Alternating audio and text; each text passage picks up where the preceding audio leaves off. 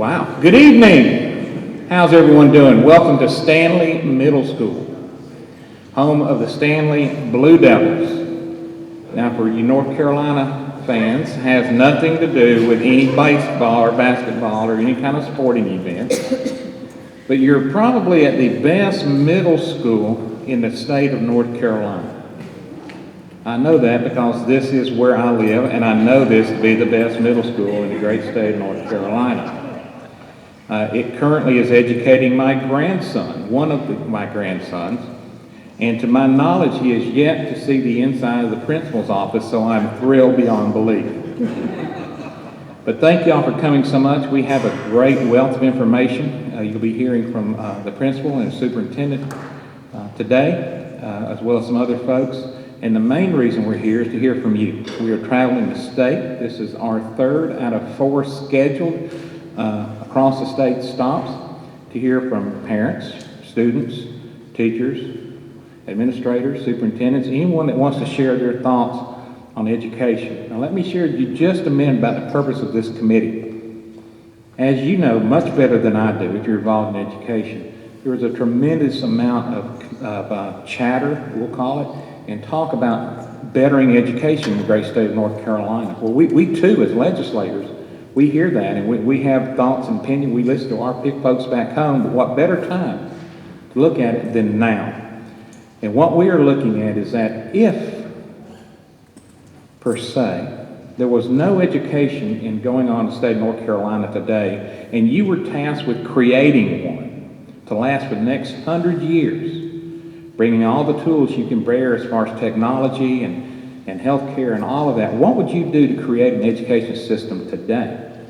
So what we're doing, we're hearing from people across the state their thoughts and opinions as to what an education for the next 100 years, what an education system for the next 100 years should look like. We've heard things such as not having certain age kids in certain classrooms just because they're a certain grade, but let them achieve at their rate they can achieve. And then help those that might be just a little bit behind to also achieve at the best rate they can. We've heard about changing the structure of the actual school where teachers are the lead person in the school. And so they are helping the other teachers down the line to become the best teachers to teach the brightest kids. We've looked at calendars. We look at calendars every year. I think everyone up here has probably addressed a calendar bill or two in their life in Raleigh. We're also looking about how the testing is done. Integrated testing, for example, which currently eats up about 6 weeks of a year. And is that going to be something needed for the next future? Is that just the best we could do at the time that it was created? So we're going to evaluate all this, as well as all those that touch education. When I say touch education, I mean that receive a nickel or a dime of your hard-earned tax money in education. We want to make sure that all the best of that funding sources goes to do what we believe, or what I believe, I'll speak for myself, is the most important part of the school day, and that is to adjust the compensation of teachers in the classroom and to have it so it is a much better living wage for a teacher. So we want teachers to stay their entire career in the classroom. They don't feel they have to jump into administration simply because they need an increase in compensation, which is what's going on now. So we're looking at teacher compensation, and I will tell you this, and I've told people this, everyone at this table pretty much knows, we pretty much voted for a 5% increase in pay for teachers last year, but it would evaporate before they ever got it, with a 7% increase in inflation constantly going up, and the increases in health care insurance costs. So it virtually was non-existent by the time. But although it didn't really account for anything, it was still a 5% increase. So we're very much aware of all these, and we look forward to hearing comments from folks today. I will tell you this, that we have got comments coming in online.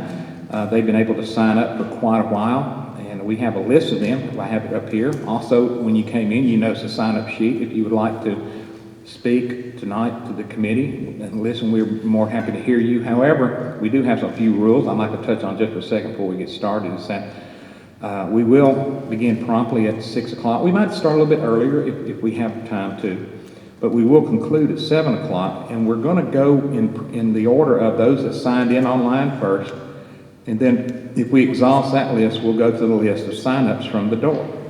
You will be given 2 minutes, and if for some reason we run out of time and you haven't had a chance to speak, we have built in a plan for that. You can provide either written via email, or you can also go to the website and send us your comments that way, so we have at least some type of collection of all your comments, whether they be verbal or written or email to us. So we're trying our best to hear from as many people as possible and stay within some decent travel times for members of the committee that have driven several hours to be here with you tonight.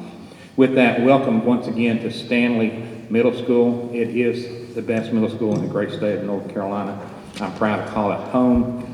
And with that, I will return to our opener, the best principal in the great state of North Carolina, Mrs. Huffstetler. You have the microphone.